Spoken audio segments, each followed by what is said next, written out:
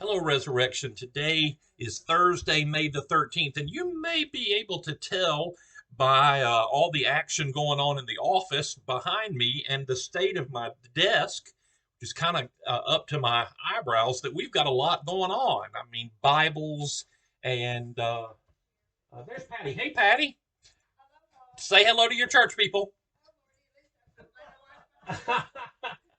And flower vases and Lightning McQueen uh, tissue boxes that I am kind of up to my eyeballs, which signals usually a lot going on at the Church of the Resurrection. And I love it when a lot's going on at the Church of the Resurrection. And I think we're getting there. I think we're getting to the point where a lot of things are going to be happening. Normally, we slow down a little bit through the summer. I don't see that happening this summer. I think things are going to pick up all summer long, getting us ready to hit the ground running in the fall. We normally start right around Labor Day, and we get back to it. Several announcements have come through from the diocese in the last 5 or 6 or 7 days, I guess. One of them, the most exciting, being that the bishop has lifted all of our attendance restrictions. We no longer have to skip every other pew. We no longer can only have so many people. We can go all the way up to capacity in our buildings, and we can sit anywhere we'd like. And that is thrilling to me. So come on back if you're comfortable with doing that. Come on back and sit anywhere you want. You remember the game Fruit Basket Turnover we used to play in youth group? Well, it's going to be fruit basket turnover when we get back to church because everybody's going to race to stake out their pew. A lot of people lost their pew when we went every other one, so it's all fair game now. Get in there, throw some elbows, and stake out your pew. Don't do that. I'm just kidding, right? But we do know that there will be some staking of pews that's going on. We are church people after all. The bishop has allowed us to have our Pentecost picnic. He said we're going to join us for our Pentecost picnic. We're going to have that catered. I think I told you that last week. We'll have a cake for our confirmands, and we're getting there.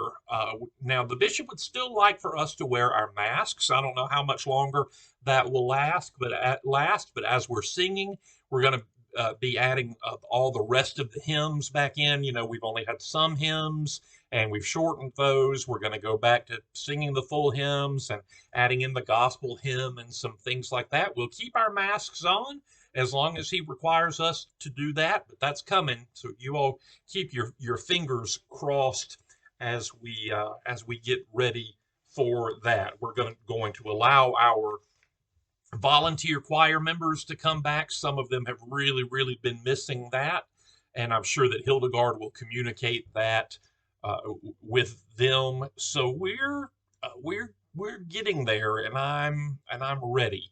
Now we're not going to begin Sunday school, Christian formation. We're not going to begin that again until the fall, and that's not because we can't, but that's because I would like for there to be a target date. It'll give us time to get nice and prepared, and it will also give us time to make a splash, to advertise that, to talk it up real good, and then in the fall on back to church Sunday or back to Sunday school Sunday, we'll throw a big party and we will get back to it.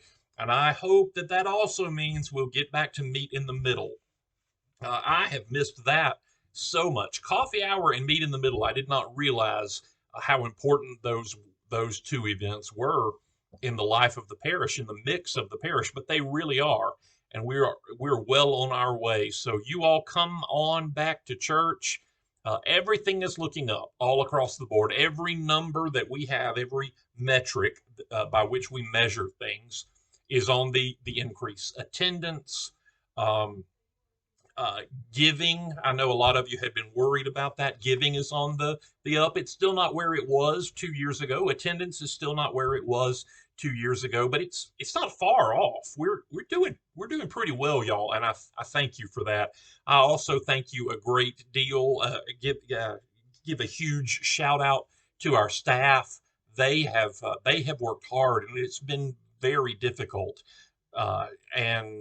We've just got the best staff in the entire world, and I'm so thankful to them. I hope that they may get a little rest now. I'm really kind of pushing all of them to take a little bit of vacation coming up in the next few months because they've earned it. It's been every hand to the pump, to use a sailing expression, every hand to the pump, and they have been here with me through thick and thin, mostly thin here lately. So they're going to need a little break.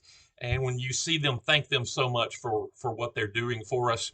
We're moving our acolytes back into place, and our readers and our psalmists and our Eucharistic ministers and everything else that I can think of. We're ringing the bells. We're trying to get back to church as normal, or maybe even better than normal, maybe even better than we were before. We're going to continue.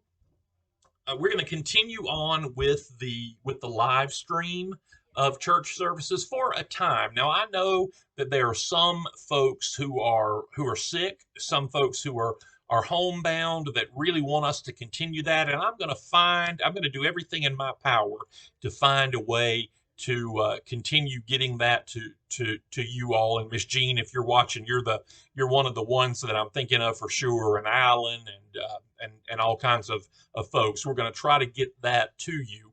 But other than that, we're in maybe a few months' time, we're going to back off from our online presence some, because I want to encourage as many people as I can to come back into the church building, or to go back to their own church if they've been watching from far away, because it's just hard to be the people of God without the people of God around you.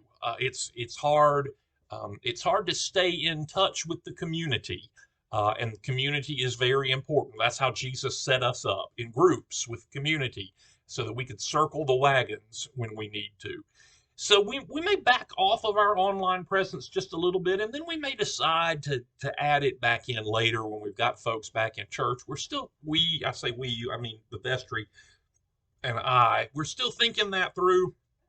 There are a lot of things we're thinking through, but I feel in the last couple of weeks like I'm able to do some real concrete planning for the season coming up, and that excites me because we've gone a long time without having any earthly idea what's going on or what is coming next.